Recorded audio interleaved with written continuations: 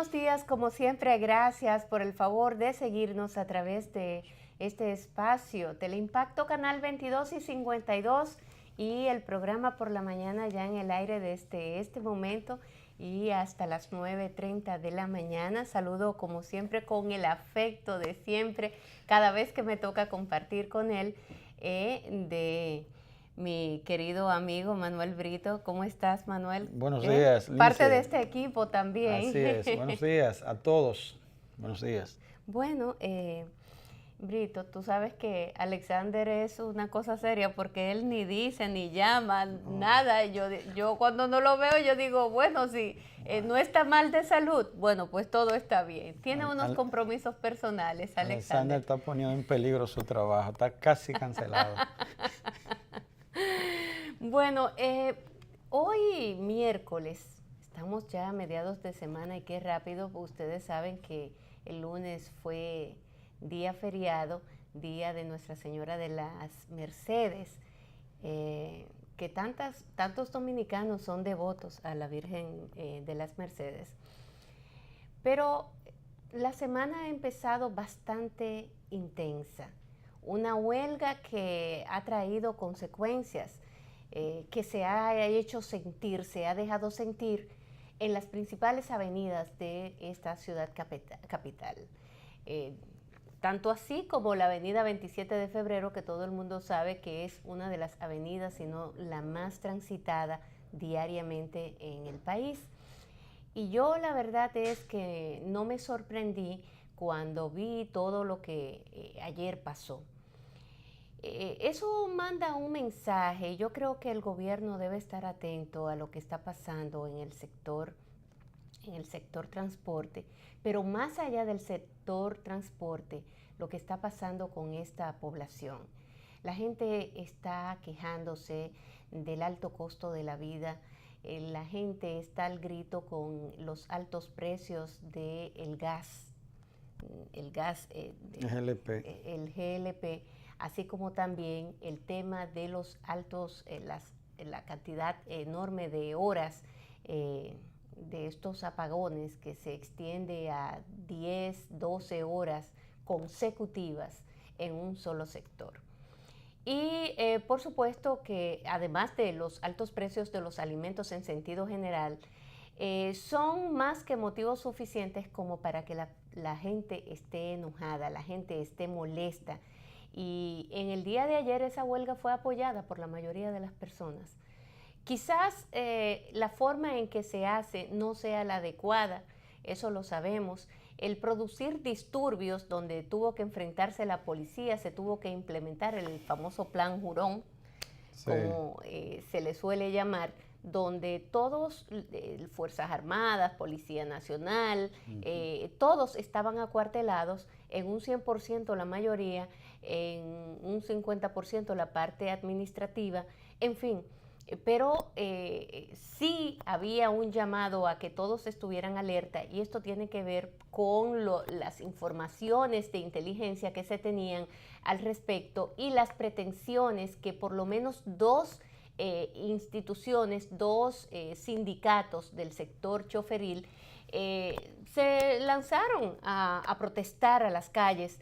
Y yo pienso que el gobierno debe de buscar la manera de cómo acercarse a esos sectores y dialogar en un ambiente distendido y que sea un diálogo franco, abierto, y que al final lo que de allí se desprenda sea lo que más le conviene a la mayoría de los dominicanos, o sea, a los usuarios del transporte, porque esos son los que sufren al final las consecuencias y en base a esas discusiones siempre el gobierno debe de estar pensando en favorecer a los dominicanos, a esos que utilizamos o utilizan el transporte, que es un gran porcentaje. Aquí diariamente se desplazan cientos de miles de personas a sus puestos de trabajo utilizando el transporte público. Esa es la verdad. Claro, ese es el medio esencial de la población. Claro, es el medio esencial, es el medio esencial. Sí, Tanto transporte, guaguas, carritos y también el metro de Santo Domingo, que ojalá y hubiese metro por todas partes y que se siga extendiendo este sistema de transporte, que se siga desarrollando, porque definitivamente que esos transportes masivos son los que van a prevalecer y son los que tienen que prevalecer en el futuro. Seguridad, costo, tiempo, incluso antes de ayer o ayer que estuvo el presidente Danilo Medina en la ONU, habló del tema del cambio climático, el impacto medioambiental. Fue uno de los temas, claro, que él abordó en la ONU. La verdad es, Lindsay, que la situación que se está dando con el transporte no es más que un reflejo del descuido a ese sector desde el punto de vista de un manejo de políticas públicas más efectivas desde el punto de vista del seguimiento, porque si se observa muchas de las demandas que ahí se establecen, se han venido acumulando sin un seguimiento permanente con el sector y llega el momento que ese descuido de parte de las autoridades lleva a estos sectores a tener esta reacción final que afecta la tranquilidad, la dinámica de la población. Y uno entiende que en el caso que se iba a dar una situación dual, tanto FENATRADO, que es la Federación de los transportistas o los camioneros que tienen la responsabilidad de la carga del país, y FENATRANO, que es la que tiene que ver con el transporte público, se iba a producir el llamado a huelga. Parece que FENATRADO, al margen de su flexibilidad y ponerse de acuerdo con el gobierno para una mesa de trabajo, de diálogo, de seguimiento a una serie de situaciones que ellos demandan ahí, con el asunto de los peajes, con el asunto del combustible y una serie de situaciones, una deuda de 600 millones de pesos. Pero ellos también evadieron un poco el llamado a huelga, a entrar con el llamado FENATRANO, a plantear también el llamado. Ellos ahí hicieron un punto de equilibrio a esa situación. Pero la verdad es que cual sea la demanda justa, cual sea la responsabilidad del gobierno, hay también una presión real desde el punto de vista de la exigencia de la población de querer transporte eficiente, seguro, de calidad, porque también parte de esas protestas que se produjeron en el caso de la Lincoln tiene que ver con el rechazo del corredor de la ONSA, que maneja unos 6.000 pasajeros en esa ruta, y que el director de la ONSA, el señor Héctor Mojica, ha dicho que se trata de una acción piloto y que pudiera quedar de manera definitiva. Ahora, uno pudiera decir, estos sindicatos o estas rutas tienen el derecho de establecerse, que en muchos de los casos la absorben sin una regulación, que al final el Estado Dominicano es el dueño de estas rutas, pero en definitiva el transporte tiene que reflexionarse y relanzarse, estos sindicatos, estos encargados de estas rutas, porque tú usas una unidad y la seguridad de la puerta a veces lo que tiene es una varilla o una soga amarrada, o tiene el pasajero que va del lado de la puerta estar agarrando la puerta del vehículo porque puede estar el pasajero en peligro. Hay una serie de situaciones que requiere de que cada quien cumpla su parte y que se ponga a tono con la exigencia en estos tiempos, en el caso del transporte, donde tenemos ya metro, donde tenemos ya un teleférico, donde se establecen una serie de proyecciones para mejorar el transporte. Esta condición del servicio que dan muchas de estas rutas no se corresponde con la dinámica en que el transporte llega. Y en definitiva, pienso que el gobierno tuvo aquí un descuido y como muchas de las cosas que se manejan de parche y de crisis no preventivo, que dio como resultado el que se produzca en el caso de Fenatrado por la deuda que tienen acumulada, por una serie de situaciones que antes le habían planteado al gobierno y que las autoridades correspondientes a ese tema, a ese trabajo, se hizo de la vista gorda, se hizo indiferente y entonces cuando se tiene la soga al cuello, entonces viene la reacción. Así no puede ser. Bueno, ahí está el precio de los combustibles por las nubes y yo creo que este va a ser un tema que apenas inicia. El que ustedes vean que ayer se produjo ese paro, eso anuncia de que en los próximos meses, en lo adelante, tendremos varios paros, varias protestas en el país. Ya sabemos cuál es la dinámica que siempre acompaña a ese sector y hasta que no logren su objetivo van a estar haciendo huelgas. Y por supuesto que en esta ocasión de algún modo han encontrado un gran apoyo de parte de la población dominicana por los factores que ya mencionaba anteriormente. Mira, otro tema importante es lo que ha estado pasando en la ONU, celebrándose esta Asamblea General de la ONU, creo que es la número 73, Así es. que se celebra en la ciudad de Nueva York.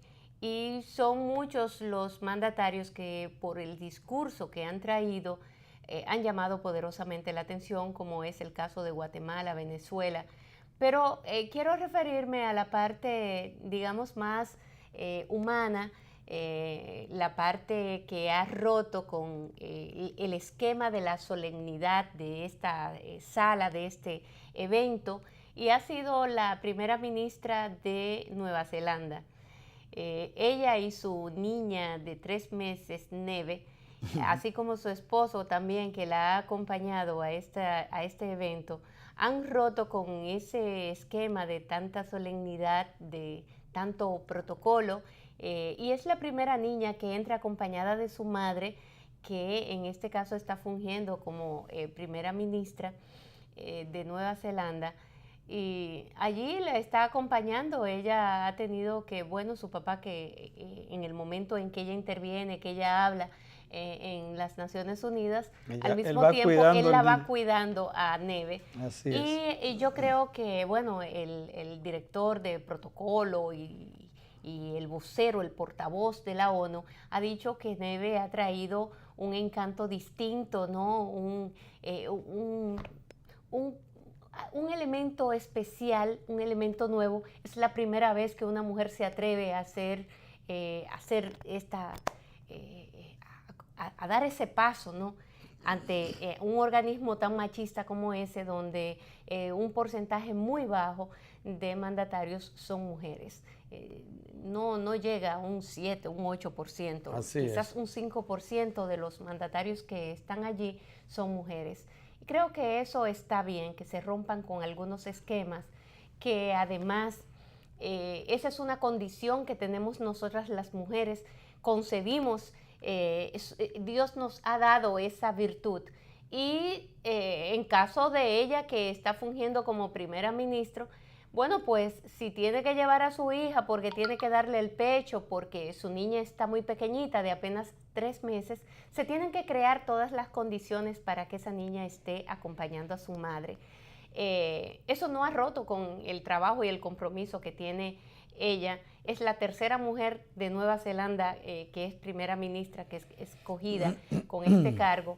Y creo que Nueva Zelanda ha sido uno de los países que más ha brillado por esa brillantez y esa seguridad con que se ha manejado la primera ministra, que además ya venía con algunos problemitas y esto le ha levantado nuevamente un poco su imagen dentro de su país. Pero por supuesto que han habido algunos discursos bastante fuertes, como es el caso de Venezuela, donde Venezuela ha marcado una raya de pizarro y le ha puesto las cosas claras a Estados Unidos y al mundo. Le ha dicho claramente a los Estados Unidos y a todos los países que de algún modo han intervenido en asuntos internos de esa nación, de que ellos van a defender a su patria, de que una intervención norteamericana o de la especie que sea va a ser respondida de la misma manera en que se ha respondido en otros momentos, hechos históricos de la vida, y los venezolanos están dispuestos a defender su patria, están dispuestos a defender su autonomía y no van a permitir que bajo ningún concepto se les maltrate o se les quieran violentar derechos que tienen ellos como país soberano que son. Yo creo que son de los temas que a veces es un tanto difícil manejar en ese medio, ¿no? Pero estos países han sido bastante duros con la ONU y yo creo que eso también se hace necesario. Yo creo que desde hace varios años ya, los países del mundo, sobre todo aquellos que ejercen mayor poder, aquellos que tienen mayor control sobre otros, quizás, y vamos a entrecomillarlo, esos países tienen que entender que ya Latinoamérica ha cambiado y que su gente también a través del tiempo ha experimentado madurez y que esa madurez se expresa a través de sus mandatarios, a través de sus líderes. Hay que respetar a los pueblos, hay que buscar otras vías que obliguen o lleven a esos pueblos a comprometerse con algunos temas, pero nunca debe ser a la fuerza, nunca debe ser bajo un esquema de imposición y de un solo lado. Siempre se debe de apelar al diálogo, siempre se debe de apelar a el buen trato, porque inmiscuirse más allá de lo necesario en los temas internos de cada nación siempre va a traer muchos inconvenientes. Y yo creo que en eso los Estados Unidos debe de ir aprendiendo, debe de ir revisando su forma su práctica en esa política exterior que a veces tiende a ser demasiado radical. Hay un asunto, Lindsay, como parte de lo que fue la dinámica de esas 73 periodo ordinario de la Asamblea General de las Naciones Unidas en sus 7 décadas y algo más. Un elemento que llamó a la atención fue la tardanza del presidente Donald Trump, que tuvo que trastornarse la agenda que se tenía prevista hasta ese momento. Su tardanza y después de su participación, la manera pedante, altanera, como así algunos mandatarios de los 193 miembros de la Organización de las Naciones Unidas, en la manera en que tan jatante y altanera fue su exposición en el sentido de sobreexponer el crecimiento, la potencia de Estados Unidos, se observó como un atropello y muchas de las cosas en la manera y la forma, hasta en el contenido de los hechos, que se planteó desde el punto de vista del discurso del presidente de Estados Unidos, fue rechazado. Los gestos no se hicieron esperar de muchos mandatarios, rechazando en la manera y hasta en el contenido, como decimos, cómo Donald Trump planteó el asunto. En toda la historia de la Organización de las Naciones Unidas, que su razón de ser cuando se fundó, se creó, fue por la paz en el mundo, en esa coyuntura en que se produjo. Y la verdad es que el elemento de Donald Trump, que ningún presidente en la historia de esa organización y en la historia de los propios Estados Unidos, ningún presidente se había referido de manera directa y tan brutal a lo que sería una intervención militar, como en ese ambiente, en ese entorno. Un golpe de Estado, él habló de golpe de Estado. De una intervención militar y que se hacía fácil, se hace fácil, solo es una decisión y un interés de los militares venezolanos. Y de una manera burlona, jocosa y de violación a esa solemnidad y al respeto a la soberanía de los pueblos y a ese propio organismo de su razón de ser, cuando decía que fíjense cuando el atentado de los drones se produjo una dispersión de los militares venezolanos, como una manera de decir que son cobardes, que huyen, y apeló a su secretario de Estado preguntarle, diciéndole que si la Marina de Estados Unidos es capaz de tomar un gesto así en caso de que Donald Trump pudiera estar en peligro. Y el ministro, el secretario, dijo que las Fuerzas Armadas estadounidenses no saben correr. Una forma burlona, y la verdad es que ese hecho dice muy mal de ese ambiente, dice muy mal de un presidente que ni los Bush, ni los padre e hijo de George Bush padre, George Bush hijo, tuvo una actitud de esa manera, ni Nixon, ni Reagan, para hablar de guerreros sin piedad en estos países desde el punto de vista militar. Y es muy mal visto este comportamiento de Donald Trump, o muchos dirían, ese él, así es él, pero hay cosas que no se pueden manejar de esa manera, porque fíjense cómo ha atacado a Lula, cómo ha atacado y atacó a Correa, cómo atacó a otros mandatarios, el caso de Daniel Ortega en Nicaragua. Pero fíjense cómo al presidente de Corea del Norte, cómo él se identifica. ¿Usted refiere a Kim Jong-un? A Kim Jong. Kim Jong-un.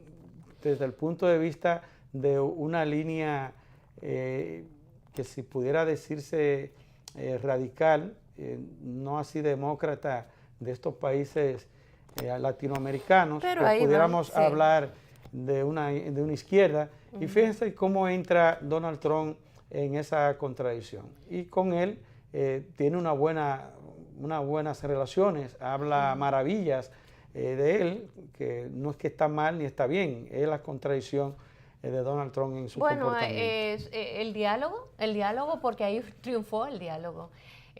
Corea del Norte hace unos meses atrás no era el ambiente que se respiraba entre estas dos naciones.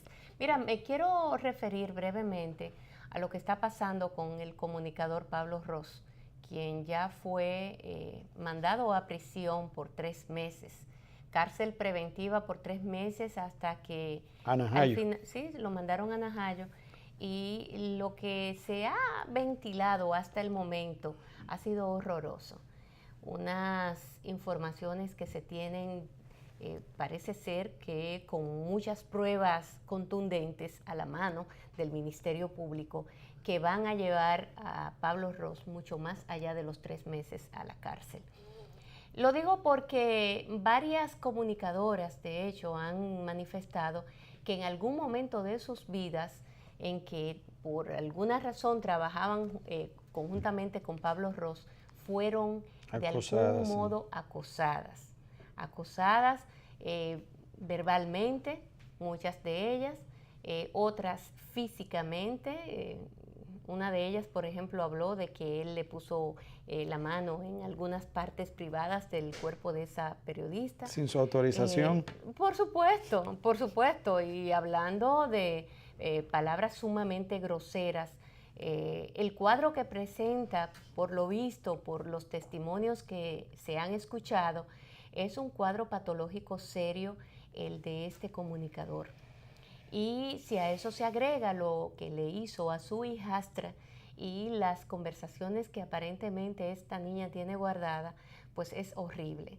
Yo creo que ese tipo de hechos, el solamente ventilarlo, es importante hacerlo, porque aquí durante muchos años en este país las mujeres hemos sido víctimas de acoso y nos hemos tenido que quedar calladas. ¿Por qué? Bueno, porque para esta sociedad es normal que un hombre le hable de las partes privadas a la mujer y que la mujer se tenga que quedar simple y llanamente callada o en algunos casos hasta celebrárselo.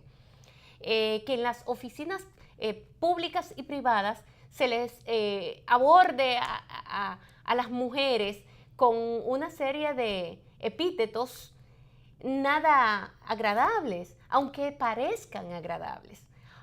Se habla de los famosos piropos. Bueno, pero es que hay muchos piropos que son agresivos, que agreden a la persona.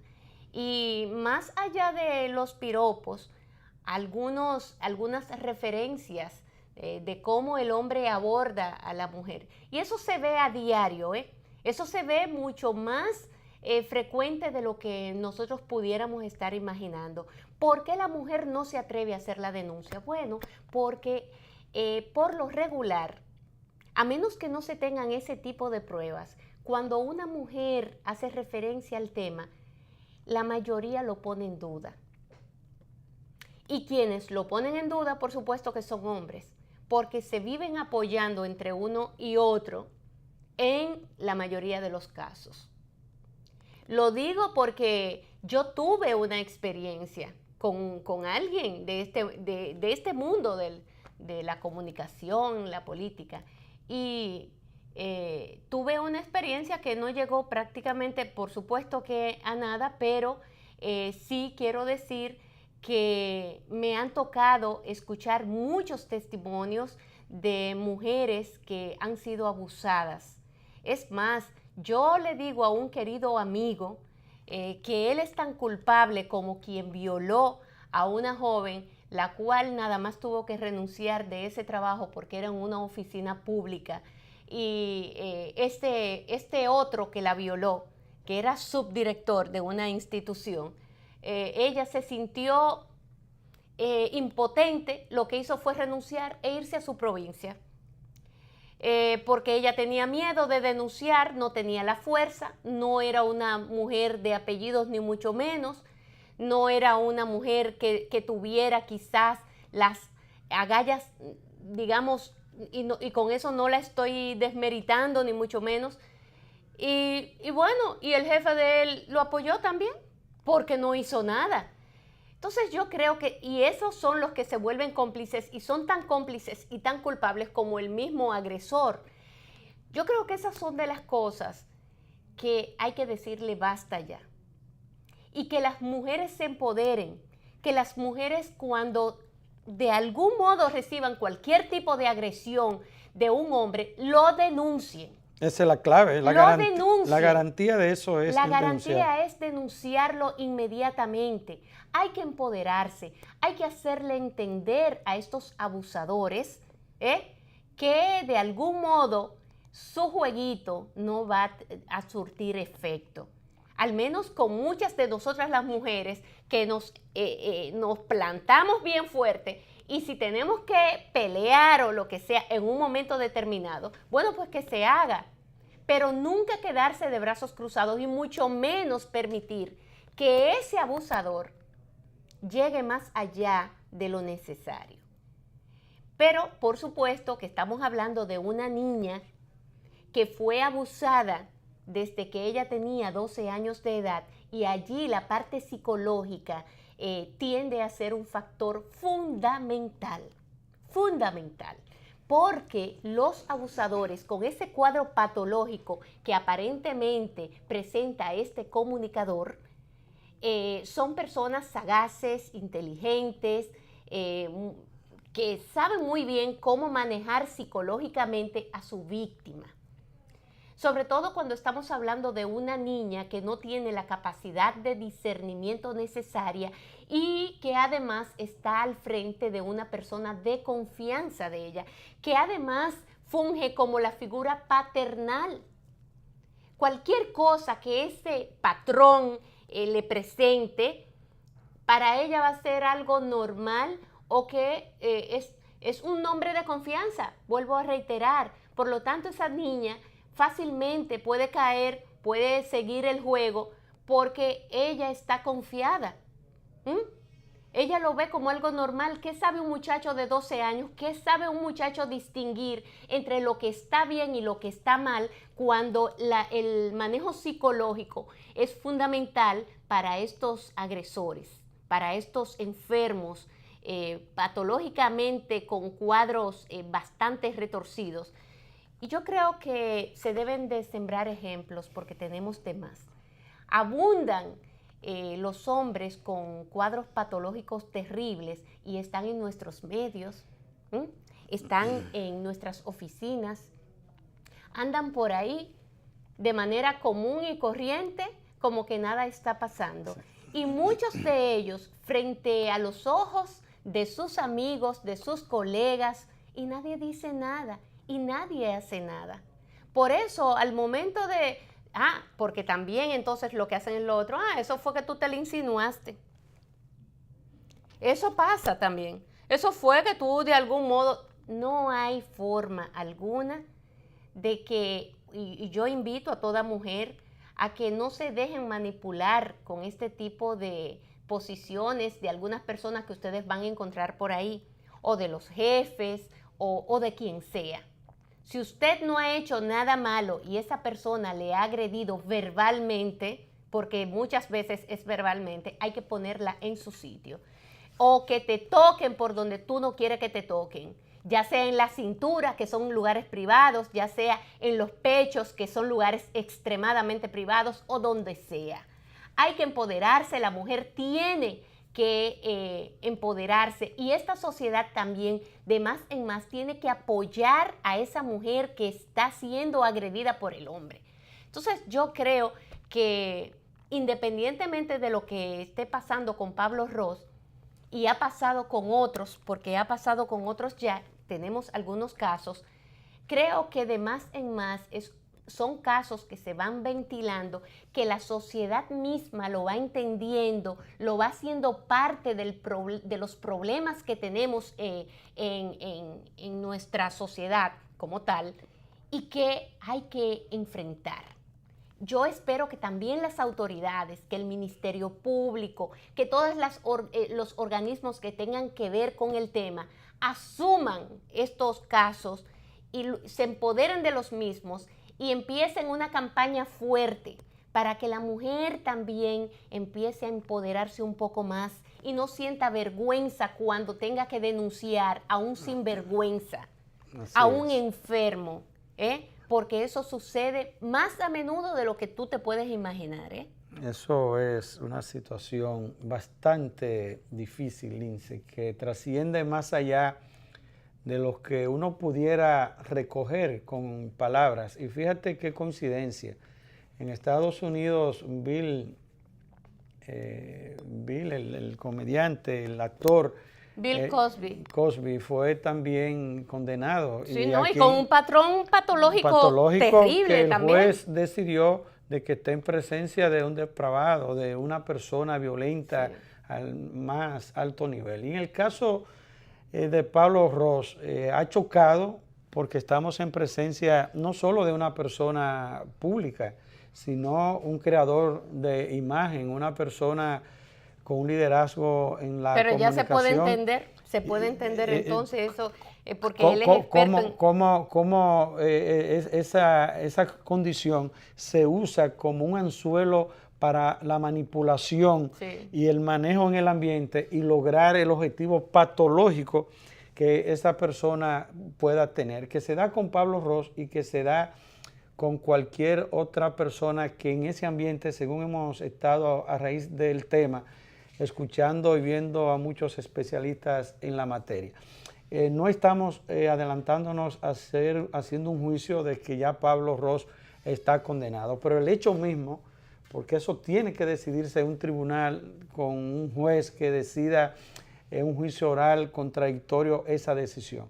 Pero el hecho mismo de que el juez, que yo tengo una relación personal y conozco muy bien a Vargas, Alejandro Vargas, es una persona con un nivel profesional y de seriedad que fíjense cómo le llegan a él esos casos. No baraja pleito, con una moral y un principio profesional, ético. No, eso no está en cuestionamiento. Entonces, que le llegue un caso es que hay que ventilar ese caso. Sí, pero hay jueces que se prestan a situaciones y el hecho mismo de que él tome una decisión, y ahí es que quiero llegar, es de que encontró más que evidencias, pruebas, más que fehacientes para que Pablo Ros vaya a la cárcel de Najayo en esta fase del proceso. Bueno, en ese caso el Ministerio Público es quien ha encontrado esas pruebas. El Ministerio, sí, pero el juez decide claro, llevarlo allá sobre la base de que esas pruebas puedan calificar para eso, no porque el juez que toma esa decisión. Sí. El Ministerio Público presenta, que es el investigador y el defensor del pueblo en este sentido, del Estado, en representación del Estado, esas pruebas. Pero si el juez, como en muchos otros casos, se han presentado pruebas que entiende el juez que no son suficientes, incluso hasta pruebas que califican para una decisión, y el juez se presta a disminuir y no verle trascendencia y peso a esa decisión. Una de esas es Fañas, que yo lo lamento muchísimo lo que ha pasado con Fañas. Pero ¿tú entiendes? Y decide otra situación. Entonces eso dice que a pesar del Ministerio Público había solicitado un año de cárcel preventiva y el juez Alejandro entendió que en 3 meses pudieran estar las pruebas recogidas 3 meses parece ser que son suficientes. Para las informaciones que ya se tienen. La niña fue interrogada. Yo lo que lamento es el mal manejo que la Procuraduría en un primer momento tuvo con ese caso, exponiendo la niña, sacando imágenes. Eso fue terrible, aunque después el procurador dijo, miren que tengan cuidado, pero ya el daño estaba hecho. Ya esa niña no puede ir al colegio. Yo me imagino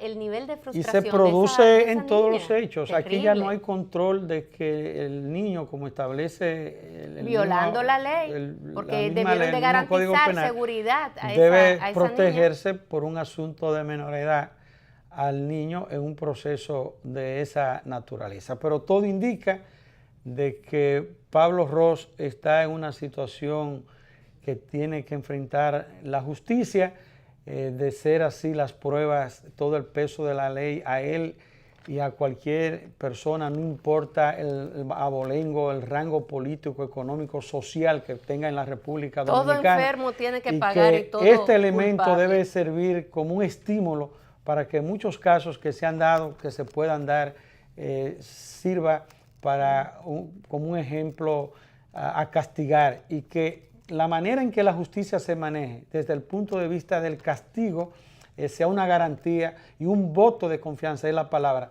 para que muchos se atrevan y no tengan temor a que su decisión de denunciar, de someter, de llevar un proceso legal en contra de cualquier persona pública tenga la seguridad y la garantía de que va a tener éxito. Mira, tú te pones a hacer una encuesta a mujeres de si en algún momento de sus vidas han sido agredidas verbalmente, psicológicamente, por algún hombre, y que ellas han sido víctimas de esto, yo te aseguro que el porcentaje va a ser altamente elevado.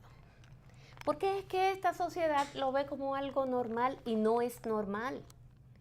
Y por eso es que surgen mira, ayer en un grupo de mujeres, una de ellas confesaba que a su casa iba un señor amigo de sus padres, que en un momento de descuido de la mamá, que estaba en la cocina preparando algo para brindárselo a ese mismo compadre, el papá, no sé si estaba en el baño o lo que sea, agarró a la niña de 5 años y la besó. Pero fíjate en un periodo ahí. Y estamos hablando de un entorno pequeñito, donde estaba su mamá en la cocina. Y que ese entorno, Lizzy, cercano, ahí es que está el gran problema de esta situación. Y ella de 5 años, él agarró y la besó. Y la tocó por algunas partes íntimas de su cuerpo. Y la niña, cuando se pudo desprender de él, se mandó a su habitación, se trancó y no le dijo nada a sus padres, porque es algo normal, es algo muy común que los niños se queden callados por temor, Por muchísimas razones los niños se quedan callados. Los padres tienen que darles confianza a los niños también. Estoy hablando de un caso que cita a esa persona en el día de ayer en un grupo. Igual la cantidad de mujeres que no lo dicen, que tienen vergüenza, que sienten, de algún modo se sienten avergonzadas. ¿Pero de qué? Cuando ellas no han sido las que han cometido el crimen, las pero que también han cometido... se da, pero Lince, porque por esta sociedad machista. Pero también se da, Lince, que hay mujeres que sabiendo que la hijastra de esa pareja de esa mujer está violentando a su niña y para preservar también la relación, no la denuncia. Se da mucho de los casos. Entonces, pero es que ahí viene el patrón anormal. Porque si yo, mira, por ejemplo, en el caso mío, yo por eso me divorcié y cuando me divorcié, a pesar de que tengo varones, yo no me volví a casar. Quizás cuidando, protegiendo, el que no me le vaya a pasar nada parecido a algunos de mis hijos porque yo se lo haya provocado. Pero yo pienso que ese es otra de los puntos que hay que empezar a tratar. Cuando la mujer, por un tema de inseguridad, por miles de razones, deciden apoyar a ese sinvergüenza por encima de su hija porque fíjate o de su hijo. Que la esposa mira el viceministro, ¿cómo se llama? El que violó a su hijastra también. Y que esa niña se le veía en su rostro la pena, la tristeza que llevaba encima, la carga que llevaba en sus hombros. Tú dices el cónsul. El cónsul que era viceministro, que era encargado de asuntos fronterizos, no sé qué cosa. De la Comisión Fronteriza. Ese fue un cuadro terrible también. Diony. Ya de eso no, Diony, exacto. Diony Santana. De ese no se ha vuelto a saber más nada. Pero yo espero que esté preso y que esté bien preso. Y que siga preso por los próximos años. Porque hay que seguir dando ejemplo. Mira, tenemos que hablar de otro tema, Brito. Ayer yo recibí un video por varias vías que me preocupó mucho. ¿Y qué video fue ese, Lince? Un video que te lo voy a poner. ¿Cómo? Un video que te lo voy a poner por la denuncia tan grave que se está haciendo. Ay, Dios mío. Primero voy a poner el video y después yo voy a hacer el comentario porque yo creo que el presidente de la República le tiene que poner atención, le tiene que prestar atención a este video y tomar cartas en el asunto si eso es así. Vamos a ver, señor director. Al río Mulito porque ya no existe. Les explico un poco el tema. El río Mulito es un afluente del río Pedernales que nace en Massif de la Selle, que es el lado haitiano de la Sierra de Bauruco, lo que hace que el río Mulito sea literalmente el único río de la provincia Pedernales. Al depredarse la cuenca alta del río Mulito a una altura mayor a los 1.400 metros sobre el nivel del mar, en el bosque nublado de la Sierra de Bauruco, el río Mulito está seco. Pero confírmenlo ustedes mismos. Así se veía el río Mulito hace 9 meses y así se ve ahora. La ley sectorial 20204 fue la que terminó de definir los límites de los parques nacionales en la República Dominicana. Sin embargo, el Parque Nacional Sierra de Bauruco legalmente está constituido como tal desde el año 1983. Por tanto, todo aquel que haya invadido esta área después de ese año es un invasor y un depredador. Pero yo no vengo a darles una charla sobre protección al medio ambiente. Vengo a hablarles de corrupción y de cómo la familia Medina Sánchez, además del negocio de las mochilas motrencas, se han asociado con la familia Espinal para destruir un parque nacional. Este es el mapa de los invasores del área protegida, de la cual 6 miembros de la familia Espinal son los mayores ocupantes. Los principales son Ramón Antonio Espinal, que es el área cubierta en rojo, y Saturnino Espinal, la parte cubierta en morado.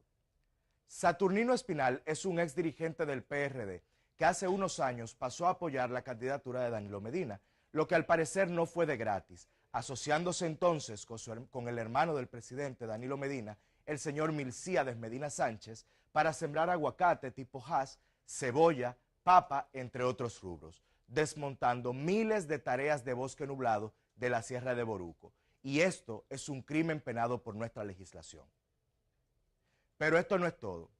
En las imágenes a continuación verán dos delitos más que se están cometiendo. El primero, la utilización de pesticidas en un área protegida, así como la contratación de mano de obra infantil, pagando hasta 100 pesos por día a esos infantes, que evidentemente no van a la escuela ni forman parte de la mal llamada revolución educativa. Por otro lado está la mano de obra ilegal haitiana, a la que se les paga unos 150 pesos por día de trabajo, lo cual también constituye una falta a las leyes dominicanas. Entonces, presidente Danilo Medina, además de su hermana, la de las mochilas, tenemos a su hermano, el de los aguacates, invadiendo parques nacionales, lanzando pesticidas en zonas protegidas, contratando mano de obra ilegal, contratando niños en violación a tratados internacionales y secando ríos.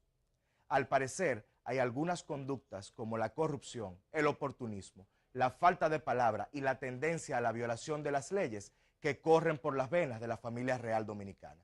Y si quieren saber algo interesante, hace 4 días el Ministerio de Medio Ambiente y Recursos Naturales destituyó al director provincial de esa dependencia del Estado, el señor Francisco Jiménez Sena, y posesionó nada más y nada menos que al ingeniero civil Ramón Espinal. ¿Le suena el apellido? Recuerdo una de sus visitas sorpresas a Pedernales, señor presidente. Usted prometió apoyar a los productores que estuvieran fuera del Parque Nacional, pero continúan llegando equipos pesados para trabajar dentro del área protegida, incluyendo la loma que usted le regaló a su hermano. Quizás no lo sabe, presidente, pero toda el agua potable con que cuenta Pedernales actualmente viene de la cuenca que nace en esa zona, cabecera del río Mulito, principal afluente del río Pedernales, incluyendo la central hidroeléctrica que da electricidad a 3 poblados de la provincia y permite el riego agrícola en las zonas más bajas. Se cae de la mata decirle que esos poblados están hoy a oscuras, porque como no hay agua en el río Mulito, tampoco hay luz, gracias a usted y a su familia, presidente Danilo Medina. El debate continúa en nuestras redes sociales, @JMartínezBrito, para... Bien, pues aquí el retorno, por eso te decía que lo bajara acá. Bien, ahí ustedes vieron este video que yo quise compartir con ustedes por la gravedad del mismo.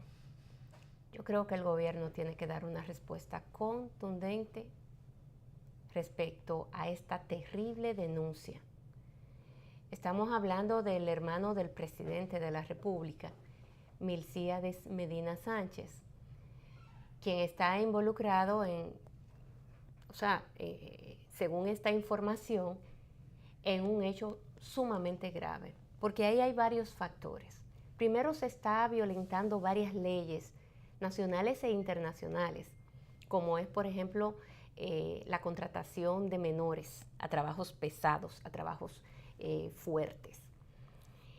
La contratación de mano de obra ilegal, en este caso haitianos, pero sobre todo en un área protegida. Área protegida según lo contempla la propia ley. Son muchas las denuncias que se están haciendo en torno a familiares directos del presidente de la República y yo creo que eso no es saludable. Hay que darle unas vacaciones a esos hermanos. Hay que dársela porque están haciendo mucho ruido y haciéndole mucho daño a la imagen del gobierno. Pero sobre todo, en un país como la República Dominicana, donde los apellidos pesan tanto, donde no le van a abrir la puerta a una persona que solamente por el hecho de decir, mire, yo soy hermano del presidente, de una vez. Una cultura trujillista esta. Eso es parte de lo que somos como nación. Y lo hacen no porque, sino hasta por temor. No, porque que también se hace retaliación. No es que por hasta temor, por temor, porque se reacciona. Hasta por temor, no es que por complacencia y nada más. Hasta por temor se hace. Entonces yo creo que esa es una denuncia sumamente grave a la que no se puede dejar pasar por alto y a la que hay que prestarle atención y darle una respuesta a esta sociedad. quizás no sea del presidente de la República, sino del propio hermano del presidente. Porque cada quien de manera individual tiene que asumir su responsabilidad. Ya ellos son mayores de edad, los hermanos del presidente, son mayores de edad. Y son muchos los ruidos que se oyen, tanto de ese hermano como del otro hermano. Y de la hermana. Pero sobre todo de los dos varones, y tú sabes por qué te lo digo. Sí. Por la cantidad de negocios que están alrededor de ellos. Yo creo que esos son temas que hay que parar con tiempo, porque de lo contrario van a salir cosas peores. Hay que frenarlo y hay que ponerle un coto a esa situación. Esa denuncia que hace José Martínez Brito, que todos sabemos que estos son videos que corren por las redes sociales como la verdolaga, y corren a velocidad, bueno. Que nadie lo para, nadie ni lo controla. No, eso es así. A mí me ha llegado por lo menos por 7 u 8 vías. Sí, me ha llegado ese solo video de él. Bombardeo pero igual terrible. Que ese, muchos otros, porque esta no es la primera vez que Martínez Brito hace denuncias graves, denuncias que la sustenta, implican directamente al gobierno de la República. Sí, mira, la verdad es, Lindsay, que más que razón suficiente tú tienes cuando te refieres a las vacaciones que se hace automática de parte de ese entorno familiar del presidente de la República que está involucrado en las actividades que competen al Estado Dominicano, al gobierno. Uno conoce un poco al presidente y uno referirse al presidente Danilo, muchas personas creen que por atacarlo simple y llanamente, otros entienden porque incluso que es él no tiene que ver con eso directamente, el presidente. Pero me quiero referir a esto, que aún haciéndose su análisis, se cree que es para atacarlo. Pero ahí hay una realidad, que atacarlo o no, se quiera o no, es la misma realidad de sus propios hermanos, que si no asumen un cuidado de protegerlo a él, si lo quieren y quieren que él salga bien de este asunto, deben tener un comportamiento, porque eso son cosas que tú, ni yo, ni nadie se le inventa. Claro. Entonces debe haber de alguna manera, porque se está sobreponiendo mucho y la población ya está más que harta de ver el abuso de poder, el abuso de situaciones, incluso como muchos suplidores en el Estado ven que todo lo controla determinado grupo porque está en torno de un hermano del presidente. Óyeme, hasta el agua que se va a consumir, hasta el café que se va a colar, los vehículos que se van a arreglar, el que se va a suplir en una área de electricidad de una de estas está controlando Entonces, señores, hay unos ruidos que son letales para la imagen del presidente de la República. Y si ellos son sus hermanos, ¿quién pudiera estar más interesado en que el hermano salga bien? En la familia, supongo yo. Entonces, estos espacios, al margen de cualquier o independientemente de cualquier situación, están es para hacerse eco y ayudar incluso a que las cosas salgan bien. Entonces, es de concluirse real y efectivamente que con la situación que se dio con las mochilas de la diputada Medina de San Juan, la situación que se ha dado con la tumba de estos árboles en una zona protegida para llevar a cabo un proyecto de aguacate para la exportación, y con lo que conlleva este proceso de preparación de esta tierra para esta siembra, más todo el ruido que se ha venido produciendo en todo lo que es las actividades de suplir en distintas instituciones del Estado con estos hermanos del presidente de la República. No hay duda que hay que concluir, señores, se quiera o no, se oiga bonito, feo, como se quiere entender, de que deben asumir unas vacaciones, deben recogerse, deben tener otro cuidado, otra manera, otro comportamiento, porque en definitiva se afecta al PLD, se afecta a la imagen del gobierno y en definitiva la imagen del presidente de la República. Es muy ruidosa la situación, muy grave las denuncias que se hacen y la verdad es que el pueblo está cansado de ver todas estas situaciones que no le están conviniendo, ni es de buena imagen al presidente de la República, ni al gobierno, ni al Partido de la Liberación Dominicana. Eso es así. Bueno, pues vamos a ir a una brevísima pausa. Yo lo puse el video porque primero eso está circulando por todas las redes sociales y segundo porque creo que si no ha llegado a las manos del presidente, debe de llegar ya a las manos del presidente para que le ponga un alto, un freno a esta situación que pudiera salirse o de que el las mismo manos. Alcibiades o Milcíades. el Milcíades o a quien se Pero eso es lo que yo digo, identificando quien debe de, que salga y dé la cara y diga, mira, esto es así o esto no es así, porque tampoco... porque eso no tiene que ver directamente con el presidente. El presidente, ellos son grandes, son mayores de edad y, claro, utilizan el nombre del presidente, por lo que ya yo decía. ¿Quién no le va a cerrar la puerta a una gente que diga que es hermano del presidente o primo o sobrino? Pero de eso no se puede abusar. Pero yo creo poder. que sí debe de llegar a la mano del presidente para que él, como líder de esa familia, también llame la atención, porque es un abuso lo que están haciendo con la imagen de él, del propio presidente de la República, porque ¿cómo se está viendo la familia? Como una familia mega ultra poderosa, abusadora, que nadie lo controla, que no hay ley, no hay norma, que creen que pueden hacer y deshacer, que el Estado le pertenece, que pueden utilizar los recursos como les dé la gana, y muy eso delicado. es lo que hay que parar, porque eso es lo que está diciendo la gente, presidente.